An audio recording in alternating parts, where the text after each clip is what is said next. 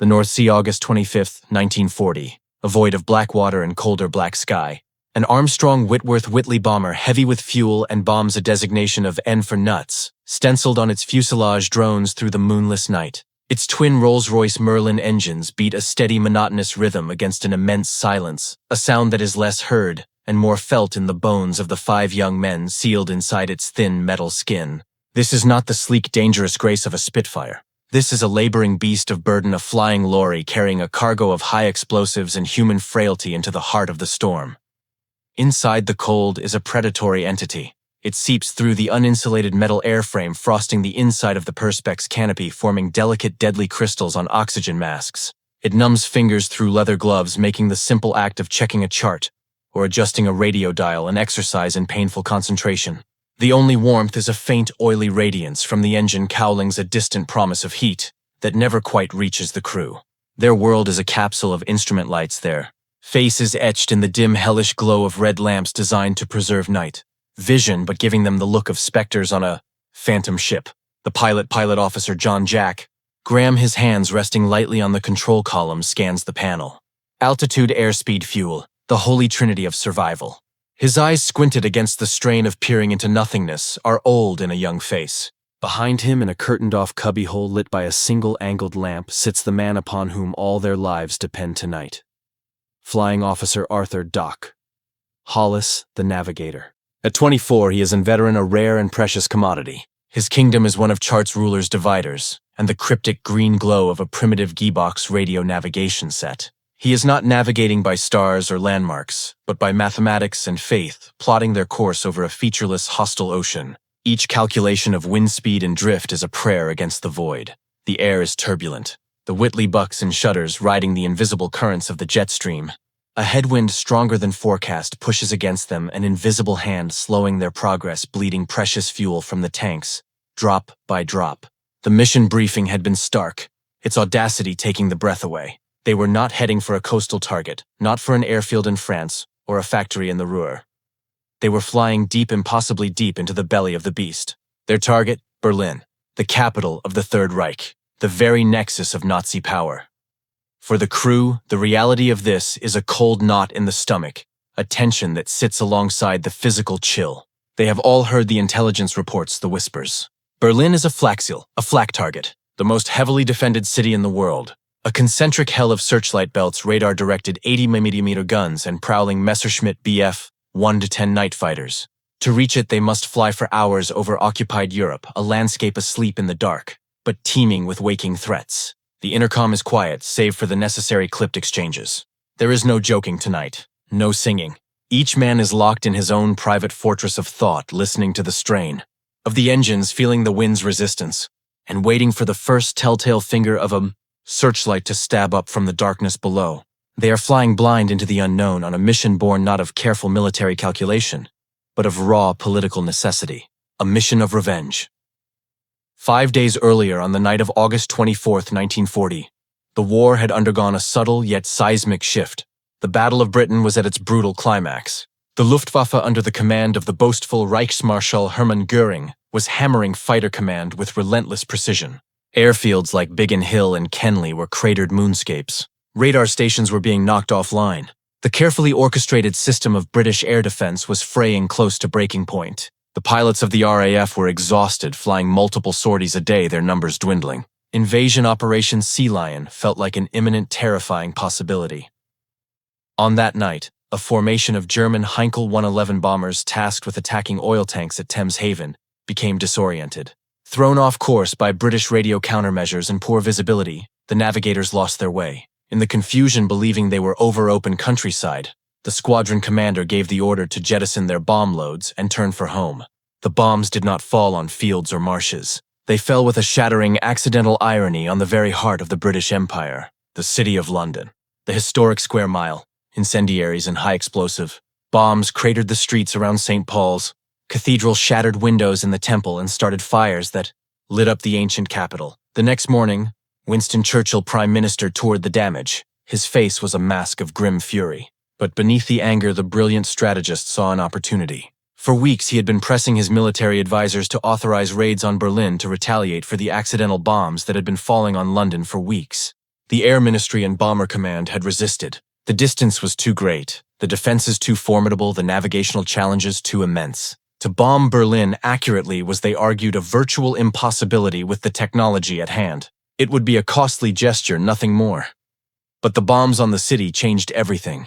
Churchill now had the political and moral justification he needed. He immediately summoned the Chief of the Air Staff, Sir Charles Portal. His order was direct, uncompromising, and laden with symbolic weight. Berlin was to be bombed. Now that they have struck at our capital, he is reported to have said, you are to set the bonfires alight in theirs. The objective was twofold. The first was psychological. Göring had publicly and repeatedly boasted to the German people, no enemy bomber will ever reach the Reich capital. If one does, you can call me Meyer. Churchill intended to make the Reichsmarschall a laughingstock, to shatter the illusion of invulnerability that Nazi propaganda had so carefully constructed around the German homeland. The second objective was strategic, a desperate gamble. If the RAF could provoke Hitler into a rage, if they could force him to divert the Luftwaffe's attacks away from the critically wounded RAF airfields, and onto London, it might just give fighter command the breathing space it needed to survive. It was a game of cosmic chess with the lives of bomber crews as the pawns. The order went out. The target for the night of August 25th was Berlin. Back in the vibrating, ice-cold cabin of N for Nuts Flying Officer Arthur Dock, Hollis represents the sharp, fragile point of this strategic spear. He is the linchpin. The pilot, Jack Graham, controls their movement, but Hollis controls their destiny. His is a profession of intense concentration, a battle fought not with bullets, but with trigonometry and dead reckoning, against the elements and the clock. The Whitley bomber, for all its ruggedness, is a navigational nightmare. It is loud, making celestial navigation with a sextant nearly impossible. It is drafty, and the cold can freeze instruments. The G-Box radio navigation system is in its infancy. Its signals can be jammed, or can simply fade out over such a long distance. For much of this journey, Hollis is navigating the old-fashioned way, by time, heading, and estimated wind speed. He takes a reading from the G-Box when he can, plots a fix, then calculates a new wind vector. He then draws a line on his chart, their predicted track. But it is only a prediction. The actual wind, the unseen enemy, is constantly changing, pushing them subtly off course. Without visual confirmation, the margin of error expands with every passing minute. They could be 5 miles off course or 20. Over the North Sea, 20 miles was a triviality. Over Germany, it was the difference between a target and an empty field between life and death. Hollis is a man of quiet method. He carries no photographs, no good luck charms. In his world, superstition is a distraction. His ritual is his routine. The constant checking and rechecking of his calculations, the careful logging of times and headings, the calm, measured voice over the intercom, providing updates to the skipper. Estimated crossing the enemy coast in 10 minutes, Jack. His demeanor is a calm lake, but beneath the surface, the tension is a coiled spring. He knows the numbers. He knows that the life expectancy of a bomber command crew is measured in a handful of missions. He has seen the empty chairs in the mess hall, heard the silence where once there was laughter. Tonight, his burden is exponentially heavier. Berlin is at the absolute limit of their range. There is no room for error, no fuel for a second approach. They have one chance to find the target, drop their bombs, and run for home.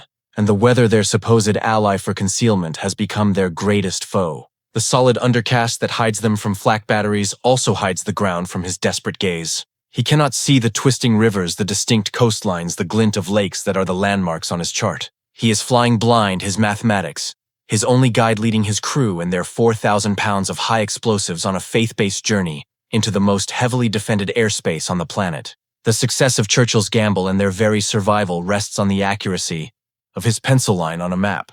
The first sign that the abstract danger has become terrifyingly real is a faint, distant glow on the horizon ahead.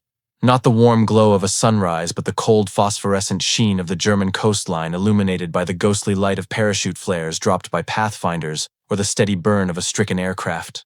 Enemy coast ahead, Skipper Hollis's voice is flat professional over the intercom. The crew stiffens.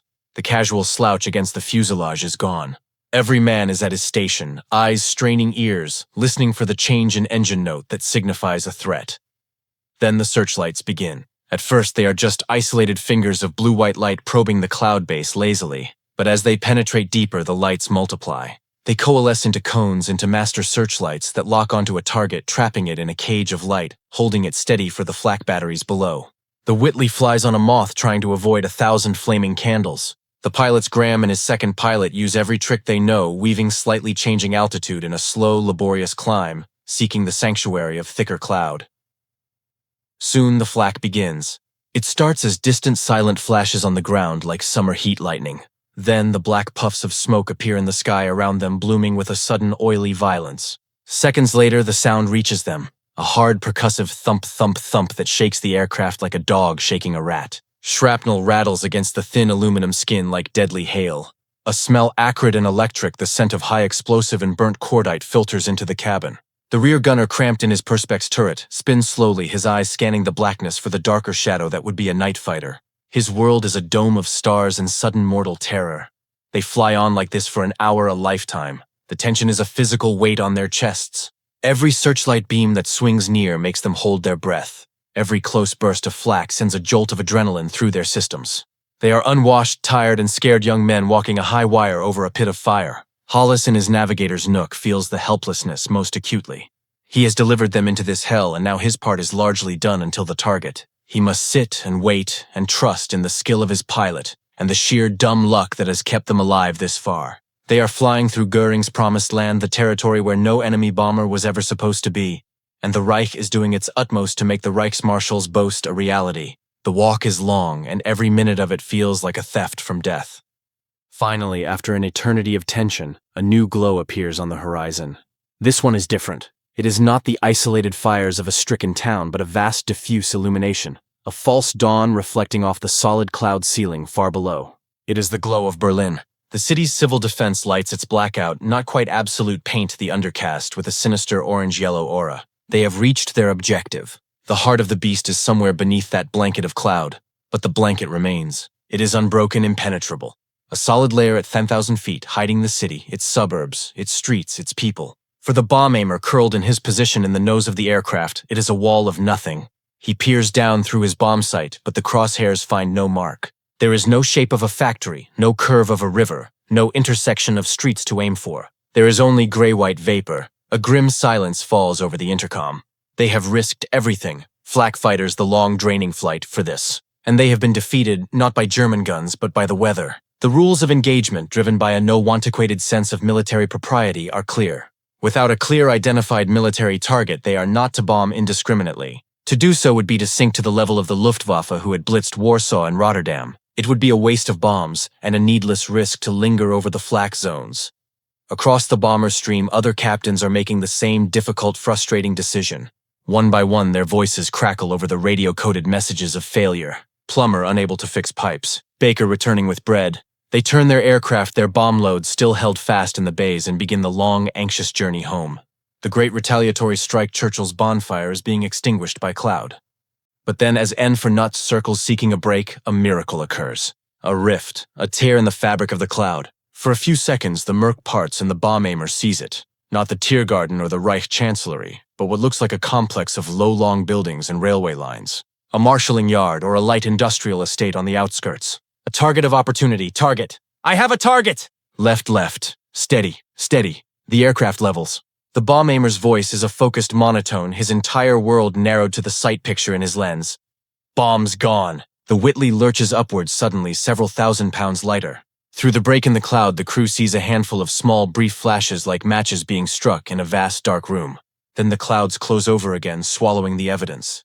The damage they know is negligible. A few craters, a few damaged sheds or tracks. A pinprick. But in that moment, as the air raid sirens wailed far, below and the citizens of Berlin huddled in their cellars for the first time hearing the crump of British bombs, the psychological fortress of the Third Reich was breached. Göring was no longer Hermann Göring. He was Meyer. The impossible had happened. The return flight for N for nuts is an exercise in drained endurance. The fear is still there. The flak belts to recross the fighters that might be waiting, the ever-present worry over fuel. But it is now underscored by a profound, weary satisfaction. They have done it. They have struck Berlin and lived. The intercom chatter is slightly looser, the tone less strained. They have a story to tell if they make it back. They land in the pale gray light of a Yorkshire dawn. Their aircraft is peppered with small, shiny holes where flak fragments have pierced the skin. They are hollow-eyed with fatigue, their bodies aching from hours of tension and cold. They debrief their report, speaking of a solid cloud cover of only a handful of aircraft claiming to have bombed anything. The raid is logged as a tactical failure. Of the 81 aircraft dispatched, only a fraction had even found the city. The physical damage was inconsequential. But in Berlin, the consequences are anything but inconsequential. The Nazi hierarchy is apoplectic with rage. The next day, Joseph Goebbels' propaganda machine screams of terror attacks and cowardly British piracy. But the damage to morale is done. The myth of invulnerability so carefully cultivated has been shattered in a single night. For Adolf Hitler, the personal insult is unbearable. The bomber had flown over his capital. It was an affront to his prestige, a challenge to his power that could not go unanswered. On September 4, 1940, he stood before a baying crowd at the Berlin Sportpalast. His speech, intended for the opening of the winter relief campaign, quickly turned into a furious tirade against Britain. His voice, sharp and screeching, was broadcast across the nation. When the British Air Force drops 2,000 or 3,000 or 4,000 kilograms of bombs, he screamed, "Then we will in one night drop 150, 230, 300, or 400,000 kilograms." The crowd roared its approval. "When they declare they will increase their attacks on our cities, then we will raise their cities to the ground." The die was cast. The strategic diversion Churchill had gambled on was now official policy. The Luftwaffe was immediately ordered to cease its attacks on RAF airfields and radar stations. The full, terrifying weight of the German bomber force was redirected towards London. On September 7th, a massive armada of nearly 1,000 German aircraft crossed the Channel and began to bomb the British capital systematically. The Blitz had begun. The RAF's pinprick raid on Berlin had unleashed a tempest upon London, but in doing so, it had given the battered fighter command the one thing it needed most: time to recover, to repair its airfields, and to live to fight another day in the cold, hard light of military analysis. The first RAF raid on Berlin on the night of August 25th, 1940 was a failure. It caused negligible material damage. It risked valuable aircraft and irreplaceable crews for what seemed like a mere propaganda gesture. But history judges events by their consequences, not just their immediate results. The true legacy of that night was written not in the bomb craters on the outskirts of Berlin, but in the altered course of the Battle of Britain. By provoking Hitler's rage and pride, the raid directly caused the Luftwaffe to switch its strategy at the most critical juncture of the war. The breathing space granted to fighter commands, airfields, radar stations, and control centers in early September 1940 was the difference between collapse and survival. It allowed the RAF to regroup, rearm, and continue the fight. The Battle of Britain was won by the skill and courage of the few, but it was won on a margin of error, provided in part by the bombers of that first seemingly futile Berlin raid. For men like Arthur Hollis and Jack Graham, there were no specific medals for that night.